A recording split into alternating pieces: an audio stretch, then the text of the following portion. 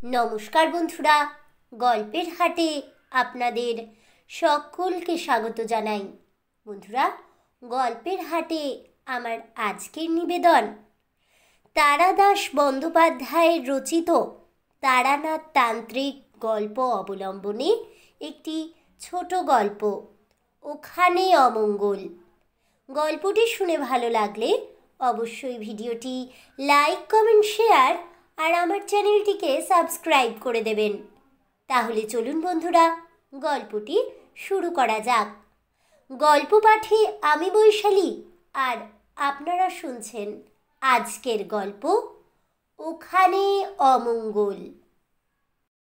বাড়িটা দেখে প্রথমেই আমার বুকের ভেতর ভয়ের শব্দ বেজে উঠেছিল। দুটো পাথুরে ঢিবি দুদিক থেকে এসে যেখানে শেষ হয়েছে সেখানেই হাড়গোড় ভাঙা প্রাণীর মতো বাড়িটা পড়ে আছে। রেলগাড়ি থেকে যখন নামি তখনই বেলা গিয়েছে। এদিকে আমি একেবারেই নতুন, আগে আসিনি কখনো। কোথায় যাব, কোথায় থাকবো কিছুই ঠিক নেই। লোকজনের সঙ্গে পরিচয় করে একটা আস্তানা খুঁজে নিতে হবে ৩-৪ দিনের জন্য। কাজেই স্টেশনের পাশে কয়েকটা ভাঙাচোরা রিক্সা দেখতে পেলেও হেঁটে আসাই সমীচীন বলে মনে করেছি। স্টেশন থেকে বেরিয়ে এদিক ওদিক ঘুরে দেখতে দেখতে শহর ফুরিয়ে গিয়ে আবার ঢেউ খেলানো লাল মাটির মাঠে পড়লাম। সেই মাঠেই পড়ন্ত আলোয় ধ্বংসস্তূপটা নজরে এলো। বিরাট বড় বাড়ি, কিন্তু প্রায় সবটাই ধূলিসাৎ হয়ে গেছে। অর্ধেকটা কোনো রকমে এখনো মাথা তুলে রয়েছে বটে, তবে দেখে আর বেশি দিন থাকবে বলে ভরসা হয় না। বিহার ও মধ্যপ্রদেশের সীমানায় ছোট দেহাতি শহর, অর্থাৎ কিছুটা দেহাত এবং কিছুটা শহর। এখানে এত বড় বাড়ি থাকা কি করে সম্ভব? কি শখেই বা রেখেছিলেন তা বোঝা মুশকিল। বিষণ্ণতাও মানুষের সাময়িক দম্ভের প্রতি মহাকালের উৎকট ব্যঙ্গের প্রতিমূর্তির মতো বাড়িটা পড়ে আছে। কিন্তু এসব দেখে আমি ভয় পাইনি। ভাঙা ও পোড়ো বাড়ি তো জীবনে আরও কতই দেখেছি, তবু এটা যেন সবার থেকে আলাদা। তাকালে অকারণেই বুকের ভেতরে শিরশির করে ওঠে, যেন ওখানে অমঙ্গল, যেন ওখানে কি একটা হবে। আমি যে কোম্পানিতে চাকরি করি তারা মানুষের প্রয়োজনীয় নানা রকম ভোগ্যপণ্য তৈরি করে থাকে। আমার কাজ হলো দেশের বিভিন্ন জায়গায় ঘুরে ক্রেতাদের রুচি লক্ষ্য করে বেড়ানো। এবার আমাকে বিহার সার্কেলে পাঠানো হয়েছে এখানকার মফস্বলের ক্রেতারা কি কি শৌখিন জিনিস পছন্দ করে তাই দেখবার জন্য। আজ ট্রেন থেকে এখানে নামবার কথা নয়, পরের জংশন স্টেশন পর্যন্ত টিকিট করা ছিল, কিন্তু ভাগ্য মানুষকে বোধহয় অমোঘ আকর্ষণে তার অবশ্যম্ভাবী পরিণতির দিকে টেনে নিয়ে যায়। ট্রেন এখানে যখন থামল, বাইরের প্রান্তরের দিকে তাকিয়ে শেষ বেলার মন খারাপ করে দেওয়া রোদ্দুরে কিসের হাতছানি দেখেছিলাম জানি না, কিন্তু সুটকেসটা নিয়ে তক্ষুনি নির্জন প্ল্যাটফর্মের লাল কাঁকড়ে লাফিয়ে পড়লাম। যদি না নামতাম, যদি চলেই যেতাম 50 মাইল দূরের জংশনে, তাহলে হয়তো আজ এ কাহিনী বলার কোনো প্রয়োজনই হতো না। কিন্তু নিয়তি কেন বাধ্যতে আমি নামলাম। শহর ফুরিয়ে গিয়েছে দেখে ওই পুরো বাড়িটার কাছ থেকে আবার ফিরলাম। আচ্ছা, এখানকার লোকেরা সব মরে গেছে নাকি? রাস্তায় বিশেষ লোক নেই, বিকেল হয়েছে অথচ কেউ বেড়াতে বের হয়নি। বাচ্চারা রাস্তায় খেলছে না, যা কিনা বিহারের মফস্বলে একটি অতি সাধারণ দৃশ্য। সমস্ত কিছুই যেন কেমন থমকে আছে। জনবসতি নেই, ছাড়া ছাড়া বাড়িগুলোতে কেউ উনুনে আঁচ দেয়নি, কোনো বাড়ির মাথায় ধোঁয়া দেখছি না। এরা কি রাত্রিরের রান্না সবাই ওবেলা করে রাখে? ব্যাপার কি? যেন এক নিদ্রিত পুরীর ভিতর দিয়ে হাঁটছি কোনো অজ্ঞাত গন্তব্যের দিকে। বেশি দূর যাবার আগেই ডান দিকে একটা দোতলা বাড়ি, বিহারি ছাঁচের। জানালা দরজার বিশেষ বালাই নেই, একখানা দেয়াল যেন কে তুলে রেখেছে রাস্তার পাশে। তবে বিত্তবান লোকের বাড়ি নিঃসন্দেহে, কারণ এসব দেশে এমন দোতলা বাড়ি করবার মতো মানুষ কম। বাড়ির সামনে কি একজন চারপাই পেতে তার উপরে বসে আছে মাথা নিচু করে, ঝিমোচ্ছে বোধ হয়। এ শহরের ঘুমন্ত মেজাজের মতোই দেখাচ্ছে ওকে। এই কি একটা ঘুমোবার সময়? বিশাল বলিবর্দের মতো স্বাস্থ্য সামনে ঝুঁকে আছে, কাঁধের পেশিগুলো ফুলে আছে মোটা দড়ির মতো। রাত নেমে আসছে, অচেনা জায়গায় আর হাঁটাহাঁটি করতেও ভালো লাগছে না। হুট করে এখানে নেমে পড়ার জন্য এখন মনে একটু অনুতাপই হচ্ছে। এগিয়ে গিয়ে ডাকলাম, ভাই সাহেব। প্রথমে কোনো সাড়া নেই। তারপর লোকটা আস্তে আস্তে মাথা তুলে আমার দিকে তাকালো। উফ, কি কদাকার মুখ! আমরা ঠিক যে অর্থে বিভৎস বলি তা নয়। গঠনের দিক দিয়ে তার মুখ হয়তো মোটামুটি চলনসই, কিন্তু সমস্ত চেহারায় তার যেন কি এক নোংরামি, শয়তানি আর কদর্যতা মাখানো, যেন এইমাত্র খুন করে এসে হাতের রক্ত ধুয়ে ফেলে সাধু সেজে বসেছে। ঈষৎ লাল দুই চোখ, সেদিকে তাকালে মনে হয় শুধু চোখ দিয়ে বুকের একেবারে ভেতরটা পর্যন্ত দেখে নিচ্ছে। লোকটা কথা বলছে না, কেবল শীত ঘুম ভাঙা সাপের মতো ঠান্ডা নিষ্পলক দৃষ্টিতে তাকিয়ে আছে। আর আমি দাঁড়িয়ে দাঁড়িয়ে ঘামছি। কি করা উচিত এখন? চলে যাব উত্তরের আশা না রেখে? কতক্ষণ এইভাবে ঠায় দাঁড়িয়ে থাকা যায়? লোকটা কি কালা? শুনতে পাচ্ছে না আমি কি বলছি? অন্ধকার নেমে আসছে। অচেনা জায়গায় সন্ধ্যা বড় বিষণ্ণ লাগে। এখানে আশ্রয় যে পাবো না, লোকটার হাব ভাব দেখে তা বুঝতে পারছি। তাহলে আর বৃথা কেন দাঁড়িয়ে থাকা? আমার এখন চলে যাওয়াই উচিত। এ শহরও যেন কেমন অপার্থিব রহস্যের আবরণে মোড়া। থাকবো না এমন জায়গায়, বরং স্টেশনে গিয়ে দেখি রাত্রিরে কোনো গাড়ি পাওয়া যায় কিনা জংশনের দিকে যাবার। প্রকৃত অবস্থাটা অনুভব করলাম চলে আসতে গিয়ে। আমি নড়তে পারছি না। কে যেন আমার পা দুটো সজোরে চেপে ধরেছে মাটির সঙ্গে। তাদের উপরে আর আমার কোনো কর্তৃত্ব নেই। হাত পায়েও যেন কেমন বল হারিয়ে ফেলেছি। কমে আসছে মনের জোর। কি হবে আজ আর অন্য কোনো আশ্রয়ের সন্ধানে ছুটোছুটি করে? খামোখা পণ্ডশ্রম। কেমন সুন্দর এই সন্ধে, এই ছোট্ট শহর। কথা বলছে না বলেই কি ও খারাপ লোক? হয়তো বেচারি কানে শুনতে পায় না। মিছিমিছি ভয় পাচ্ছি আমি, এইরকম ভাবছি।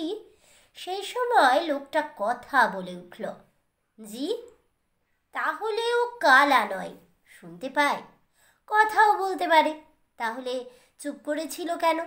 বললাম, আমি বিদেশি, আজকের রাতটা এখানে থাকতে পারবো কি?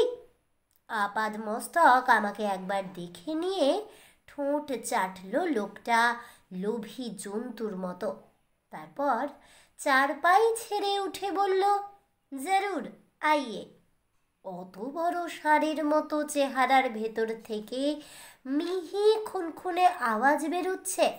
চোখ বুঝে শুনলে মনে হবে 12 বছরের ছেলের গলা। শুনলেই কেমন যেন গা ঘিন ঘিন করে ওঠে। ঠোঁট চাটলো কেন লোকটা? রাত্রিরে কেটে খাবে নাকি আমাকে? সে বলল, আমার নাম সুরজ প্রসাদ। বেশ নাম। আপনি কথা বলছিলেন না কেন? আপনাকে দেখছিলাম। আমাকে? আমার মধ্যে দেখবার কি আছে? আছে আছে, মানুষকে দেখতে বড্ড ভালো, তাই দেখি। বলে কি লোকটা? পাগল টাগল নয় তো? এতক্ষণ চোখ দিয়ে দেখছে, এরপরে না কামড়ে চেখে দেখতে চায়। না, এ ভালো জায়গা নয়, আমি এখানে থাকবো না। সুরজ প্রসাদ আমাকে নিয়ে যাবে বলে বাড়িতে ঢোকাবার পথে পা বাড়িয়েছিল। থেমে পড়ে বললাম, আমি যাব না। অবাক হয়ে সে বলল, কাহে? না, আমি চলে যাব, আবার একটা জরুরি কাজের কথা মনে পড়ে গেছে। সাপের মতো হিস হিস শব্দ করে হাসতে লাগলো সে। বলল, ডরিয়ে গেলেন? হে হে হে, ডরবার কিছু নাই। পৌরুষে আঘাত লাগলো। বললাম, ডরাবার কি আছে? সেসব কিছু না। ঠিক আছে, থাকবো আমি। বলুন, কোথায় যেতে হবে? হায়, তখনও যদি ফিরতাম। বোকার মতো আত্মাভিমানের ঝোঁকে গোয়ার তুমি না করতাম। কিন্তু ওই যে কথা রয়েছে, নিয়তি কেন বাধ্যতে? নিয়তি টানলো আমাকে। নির্জন বাড়ির সরু অন্ধকার সিঁড়ি দিয়ে আমাকে দোতলায় নিয়ে এলো সুরজ প্রসাদ। একদিকে টানা বারান্দা, তার ধারে সারি সারি 7-8খানা ঘর। কেউ আলো জ্বালেনি, সাঁঝের প্রদীপ দেখায়নি। বাড়িতে মেয়েরাও কেউ নেই বলেই মনে হচ্ছে। আমরা ওপরে এলাম, কিন্তু সচকিত হয়ে কেউ সরে গেল না দরজার পাশে। বেজে উঠল না হাতের চুড়ির সলজ্জ রিনঝিন শব্দ। কোথাও কিচ্ছু নেই, কেবল বাড়ির আনাচে কানাচে ঘনিয়ে আসছে মৃত্যুময় তামসী রাত্রির ছায়া। আচমকাই যেন আশ্চর্য একটা দম বন্ধ করা অনুভূতি গলার কাছে চেপে ধরল। সম্ভব হলে তরতর করে সিঁড়ি দিয়ে নেমে দৌড় দিতাম, কিন্তু পৌরুষের প্রশ্ন। বারান্দার একেবারে অপর প্রান্তের ঘরটার সামনে দাঁড়িয়ে শেকল নামিয়ে দরজা খুলল সুরজ প্রসাদ। বলল, চলুন ভেতরে। ভেতরে ভয়াবহ অন্ধকার। বললাম, আলো জ্বালেননি কেন? আপনার পরিবারের অন্যেরাই বা কোথায়? আবার সেই অমানুষিক শব্দহীন হাসি হাসল সুরজ প্রসাদ। बत्ती दे रहा हूँ। তা তো দেবেন, বাড়ির লোক। आएगा कहाँ से? शादी नहीं किया, बाल बच्चा नहीं है। অত্যন্ত যুক্তিসম্মত কথা। বিয়ে না হলে বাচ্চা আসবে কোথা থেকে? জিজ্ঞাসা করলাম, একদম একা থাকেন? খারাপ লাগে না? मुझे आदत हो गया है, चलिए अंदर। ঘরে ঢুকে হাতড়ে হাতড়ে একটা মোমবাতি বের করে জ্বালল সে। ম্লান হলুদ আলোয় ফুটে উঠল একটা বাজে ছুতোরের তৈরি জগদ্দল পাথরের মতো ভাবী খাট, তার উপরে ময়লা বেছানা, মোটা মোটা পায়াওয়ালা একখানা টেবিল, একদিকে একটা আলনা। ব্যাস, আর কিচ্ছু নেই ঘরে। ভেতরে পাক খাচ্ছে শুধু একটা ভ্যাপসা সোঁদা গন্ধ। বহুদিন বন্ধ থাকার পরে কোনো ঘর খুললে ঠিক যেমন গন্ধ পাওয়া যায়। টেবিলের ওপরে মোম গলিয়ে ফেলে বাতি আটকাবার চেষ্টা করছে সুরজ প্রসাদ। বললাম, শহর ছাড়িয়ে টিলার ধারে একটা বড় ভাঙা বাড়ি দেখলাম। ওরকম জায়গায় অত বড় বাড়ি কার? আমার। আপনার? ভাঙা পড়ে আছে কেন? ও আমার পূর্বপুরুষের বাড়ি। ঠাকুরদা বানিয়েছিলেন। এখন কেউ থাকে না, তাই ভেঙে পড়ে আছে। থাকে না কেন? কে থাকবে? মানুষ তো আমি একা। অত বড় বাড়িতে আমার কোনো দরকার নেই যে আবার সারিয়ে নেব। তাছাড়াও বাড়ির সবটা আপনি ঠিক বুঝতে পারেননি। বিরাট বাড়ি ওটা, ऊपर से मालूम पावा যায় না মাটির নিচে ভি বহুত কামরা আছে। মাটির নিচের ঘর দিয়ে কি হতো ভগবান মালুম। পুরানা জমানা মে লোকের শখই এরকম ছিল। বাড়ির ওপরটা ভেঙে গেলেও মাটির নিচের ঘরগুলো ঠিকই আছে। তবে তা দিয়ে আর কার কি কাম হবে? আমাকেই বিশ্রাম করতে বলে সুরজপ্রসাদ চলে গেল। সে বিদায় নিতেই কিছুটা স্বস্তি ফিরে এলো মনে। জামা কাপড় বদলে নোংরা বিছানার চাদরটা সরিয়ে তোষকের ওপরেই একটু গা এলিয়ে দিতে যাচ্ছি, হঠাৎ কানে এলো একটা আওয়াজ। কিচকিচ করে কি একটা জন্তু যেন কোথায় ডাকছে। মনে হলো পাশের ঘর থেকে আসছে শব্দটা। গৃহস্বামীর অনুমতি না নিয়ে বাড়ির মধ্যে চলাফেরা করা ঠিক নয়, কিন্তু শব্দটার উৎস জানবার জন্য মনে ভয়ানক কৌতূহল জাগলো। টেবিল থেকে মোমটা তুলে নিয়ে পাশের ঘরের দরজার সামনে এসে দাঁড়ালাম। হ্যাঁ, নিঃসন্দেহে এই ঘরের ভেতর থেকেই আসছে শব্দটা। এক মুহূর্ত ইতস্তত করে শেকল নামিয়ে দরজা খুললাম। ভেবেছিলাম না জানি কি জিনিসই চোখে পড়বে, কিন্তু ও হরি, এ যে দেখি একটা গলায় চেন বাঁধা বাঁদর বসে কি ফল খাচ্ছে আর ওই রকম আওয়াজ করছে। একা মানুষ সুরজপ্রসাদ, অবিবাহিত, সঙ্গী হিসেবে এইটাকেই পুষেছে আর কি। শেকল তুলে দিয়ে ঘরে ফিরে এলাম। সময় যায় রাত 10টা। এই সময় এসে খেতে ডাকলো সুরজপ্রসাদ। একতলার বারান্দায় মোটা দুখানা আসন বিছিয়ে খাবার জায়গা হয়েছে। না, আতিথ্য ভালো লোকটার। হাতে গড়া মোটা মোটা আটার রুটি, ঝিঙের তরকারি, আলুর ভাজি আর খাঁটি দুধের ঘন ক্ষীর। পরিতৃপ্তি করে খেতে খেতে জিজ্ঞাসা করলাম, কাউকে তো দেখছি না কাজের লোক, এই রান্না করলো কে? আমি নিজেই করেছি, লোক কি দরকার? আপনি কি একটা বাঁদর পুষেছেন দেখলাম, পশু পাখির শখ আছে নাকি? জি, একা থাকি, কোনো একটা চিড়িয়া থাকলে ভালো লাগে। খাওয়া হয়ে গেলে আবার ঘরে এসে শুয়ে পড়লাম। সুরজপ্রসাদ নতুন একটা মোমবাতি দিয়েছে, সেটা না ধরিয়ে রেখে দিয়েছি টেবিলে।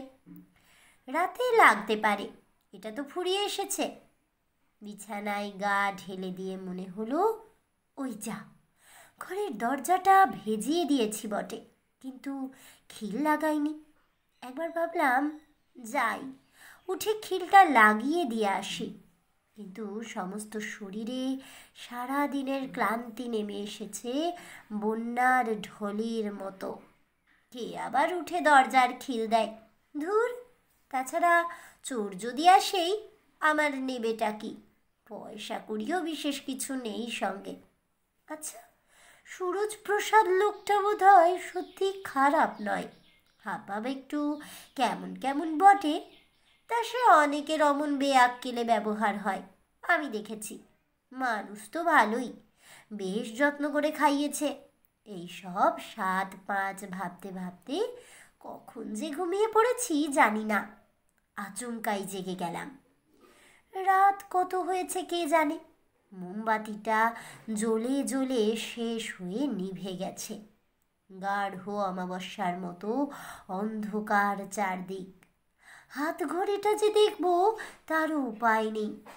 একবার ভুল করে পুরীতে হাত ঘড়ি বাঁধা অবস্থায় সমুদ্রে স্নান করতে নেমে পড়েছিলাম। নোনা জল ঢুকে ডায়ালের লুমিনাস পেন্ট নষ্ট করে দিয়েছে, নইলে অন্ধকারেও দেখা যেত।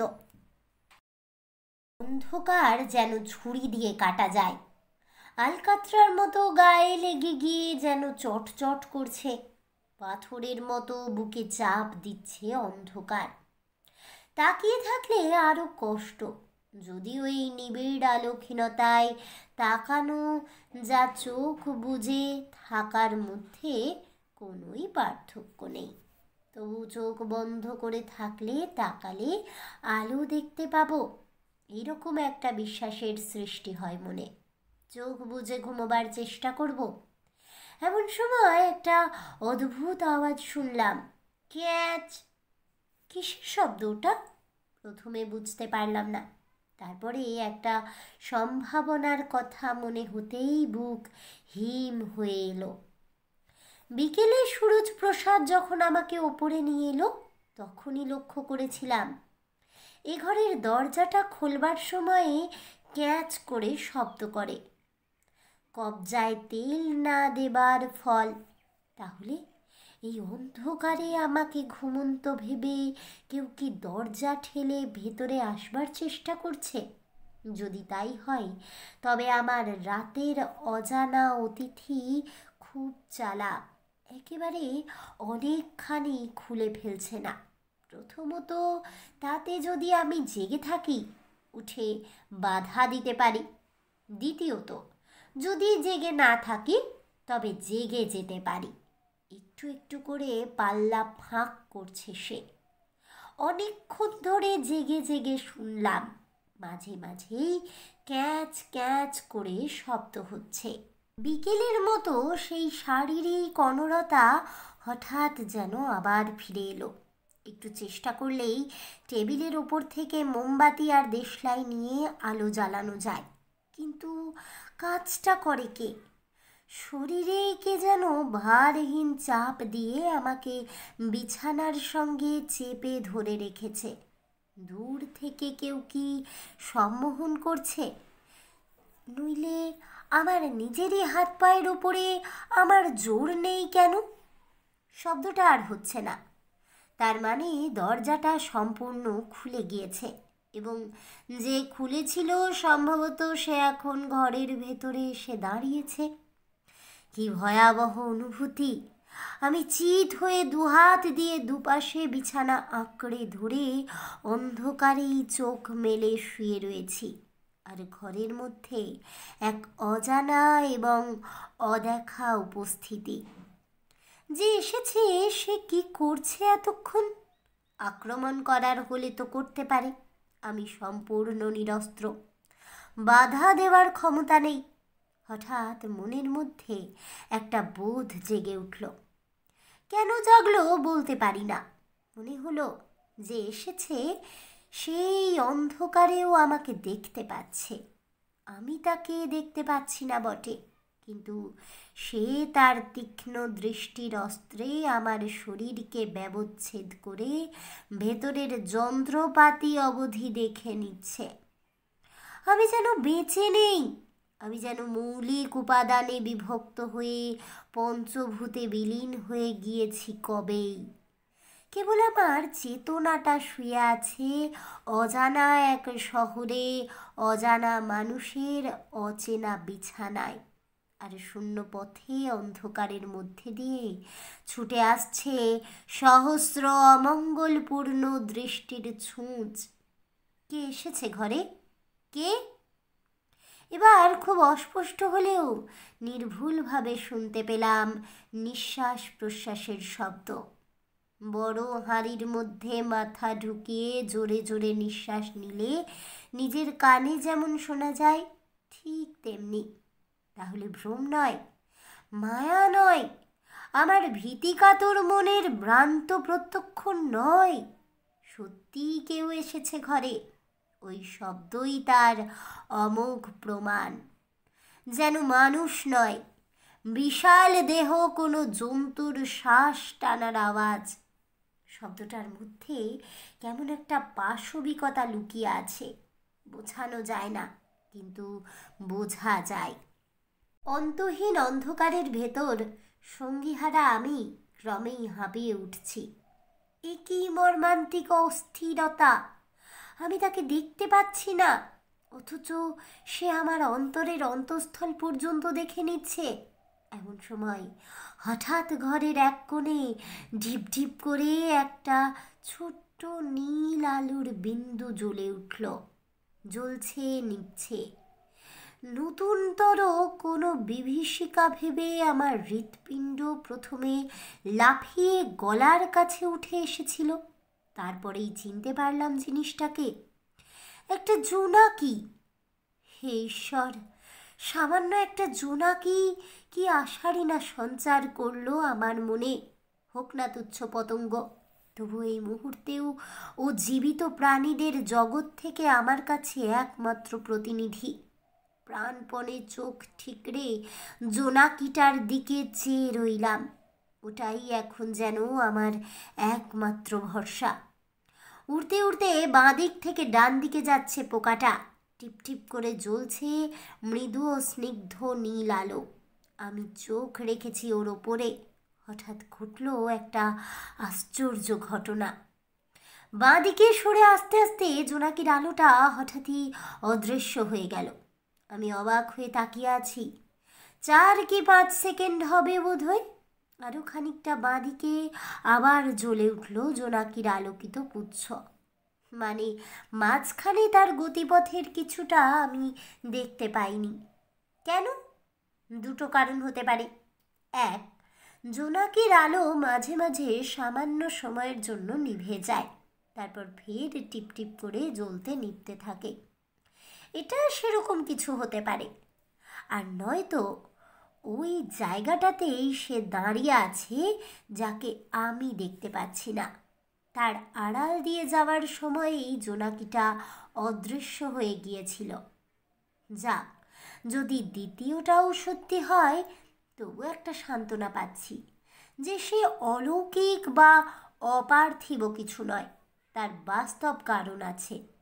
জোর করে মনকে ব্যাপৃত করলাম অন্য চিন্তায়। অবস্থার উপরে কর্তৃত্ব করতে হবে আমাকেই, তাছাড়া আর কোনো পন্থা নেই। যেই ঘরে এসে থাকুক না কেন, এতক্ষণ যখন আমাকে আক্রমণ করেনি তখন ধরে নেওয়া যেতেই পারে আমার কোনো ক্ষতি করবার ইচ্ছে অন্তত এই এক্ষুনি তার নেই। দাঁতে দাঁত চেপে মনে মনে রবীন্দ্রনাথের কি একটা কবিতা আবৃত্তি করে গেলাম।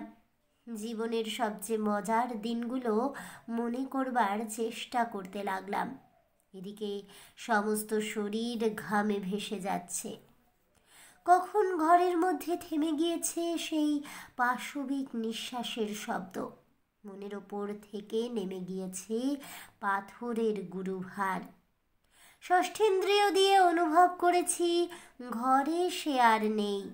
আপাতত আমি বিপদ মুক্ত। সমস্ত দেহে মনে মুক্তির নির্মল নিঃশ্বাস।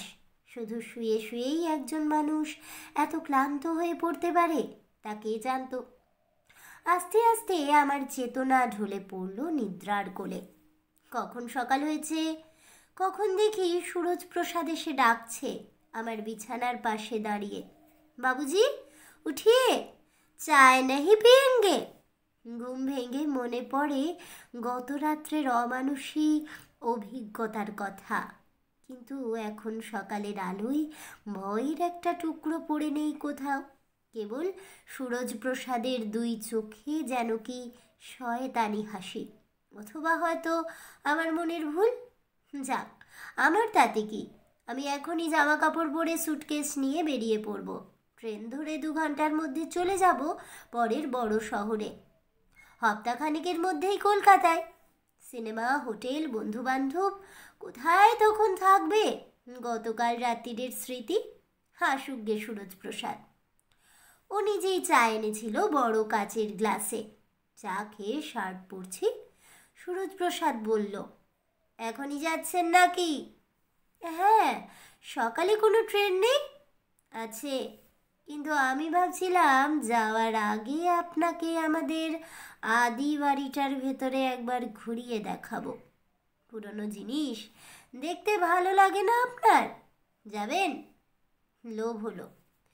যে যুগ চিরদিনের জন্য চলে গিয়েছে আর ফিরে আসবে না, তার ফেলে যাওয়া নিদর্শন দেখতে বড় ভালো লাগে। কলেজে পড়বার সময় বন্ধুরা মিলে কত ঘুরেছি গৌড়, শুশুনিয়া, চন্দ্রকেতুগড়ে। একবার গেলে মন্দ হয় না। এই দিনের আলোয় সুরজপ্রসাদ আমার কি করবে? ওর স্বাস্থ্য অবশ্য খুবই ভালো, তবে আমিও নিতান্ত দুর্বল নই। তাছাড়া গতকাল রাত্রিরে যখন সম্পূর্ণ অতর্কিতে আমাকে আক্রমণ করবার সুযোগ ছিল, সে সময়ে না করে এখন উজ্জ্বল দিবালোকে তা করবার কোনো অর্থ হয় না। যাব, নিশ্চয়ই যাব ওর সঙ্গে। বললাম, চলুন যাব। বেরুলাম। পাথুরে দেশ। সূর্য উঠতে না উঠতেই পাথর তেতে উঠেছে, মাটি থেকে ঝাঁঝ ভেসে আসছে। তার মধ্যে দিয়ে হেঁটে চলেছি শহরের প্রান্ত সীমা ছাড়িয়ে। সুরজপ্রসাদ তাদের বংশের অতীত গৌরবের গল্প করতে করতে চলেছে। তার বলার ভঙ্গি একরকম, শুনতে শুনতে বিরক্তি আসে। বাইরে থেকে সুরজপ্রসাদের পৈতৃক বাড়ি যতখানি ধ্বংসস্তূপে পরিণত বলে মনে হয়, ব্যাপার আসলে অত দূর নয়। বাইরের দিকে সবগুলো ভেঙে গেলেও ভেতর মহলের কয়েকখানা বড় ঘর এখনো মাথা তুলে দাঁড়িয়ে আছে। অনেক খসে পড়া কড়িবর্গা ইট চুন বালি পেরিয়ে সেখানে পৌঁছলাম। বারবাড়ির ভগ্নস্তূপের ভেতর থেকে এখানে ওখানে মাথা তুলেছে বট অশ্বত্থের চারা। হস্তপদ ভগ্ন পাথরের বিবসনা নারী মূর্তি হাতে ধরা পাথরের ঝাড়ি দিয়ে এখনো যে কাকে জল দেবার ভঙ্গি করছে কে জানে। সমস্ত পরিবেশটা থেকে যেন একটা চলে যাওয়া দিনের দীর্ঘশ্বাস ভেসে উঠে বাতাসে মিলিয়ে যাচ্ছে। বেলা বাড়ার সঙ্গে সঙ্গে বাতাস গরম হচ্ছে। ঘুরে ঘুরে দেখছি গরম হাওয়া এসে লাগছে গায়ে। সুরজপ্রসাদ একঘেয়ে বকবক করে আমাকে বুঝিয়ে যাচ্ছে কোনটা তাদের বৈঠকখানা ছিল, কোনখানে হতো বাইজির নাচ, আর কোনটাই বা ছিল তার রাগী প্রপিতামহের গোসলখানা। ওর কথা শুনতে মোটেই ভালো লাগছে না, কারণ আমি এসব ওদের বংশের অতীত ইতিহাসের সঙ্গে জড়িয়ে দেখছি না। জায়গাটার প্রাচীনত্ব, এখানে যে একদিন মানুষ সুখে দুঃখে কাটিয়ে গিয়েছে সেই কথা ভেবেই আমার ভালো লাগছে। ট্রেন ধরতে হবে, ফিরবো ফিরবো করছি। এমন সময় সুরজপ্রসাদ বলল, চলুন এবার আপনাকে মাটির নিচের ঘরগুলো দেখাই। সেখানে কি? কিচ্ছু না, এখানে ছিল আমাদের তোষাখানা। একবার দেখে যাবেন না? চলুন। ভাঙা ইট কাঠ বর্গা পেরিয়ে অন্দরমহলের অটুট ঘরগুলো পেরিয়ে কোথা দিয়ে আমাকে নিয়ে চলল সুরজপ্রসাদ। এক জায়গায় এক ষাঁড় সিঁড়ি নেমে গিয়েছে নিচের দিকে, সেখানে দাঁড়িয়ে সে বলল, এখান দিয়ে নামতে হবে। ওই আগে নামলো, আমি পেছনে। একতলা সমান নামবার পর একটা পাথরের চওড়া বারান্দায় এসে সিঁড়ি শেষ হয়ে গেল। আবছা অন্ধকার ঘিরে আছে জায়গাটাকে, এই দিনের বেলাতেও। চোখে অন্ধকার সরে গেলে তাকিয়ে দেখলাম এটা বারান্দা নয়, একটা পাথরের গোল চাতাল। চারদিকে খুপড়ির মতো অনেক ঘর, মোটা মোটা গড়াত দিয়ে তৈরি তাদের দরজা। ঘরগুলোর ভেতরে নিবিড় অন্ধকার। সুরজপ্রসাদ বলল, এই হচ্ছে তোষাখানা। ওই সব ঘরে থাকতো মোহরের কলসি, টাকার থলে, আরও কত কিছু। এসব 100-150 বছর আগেকার কথা। আজ আর তার কিচ্ছু অবশিষ্ট নেই। দেখেন কখনো তোষাখানার ভেতর দেখতে কেমন হয়? না তো। যান তাহলে, একটাই ঢুকুন। ভেতরে বড় অন্ধকার। সুটকেসে টর্চ ছিল, বের করে হাতে নিলাম। তারপর ঢুকে পড়লাম একটা কুঠুরিতে। পেছনে ঝনাত করে লোহার দরজা বন্ধ হবার শব্দ, তালা বন্ধ করার শব্দ। 1 সেকেন্ড লাগলো প্রকৃত অবস্থা বুঝতে। পাখি ফিরে এসে আছড়ে পড়লাম লোহার গড়াদের ওপর। বন্ধ, চিরদিনের জন্য বন্ধ হয়ে গিয়েছে সেই দরজা। পাগলের মতো টানতে লাগলাম গড়াত ধরে।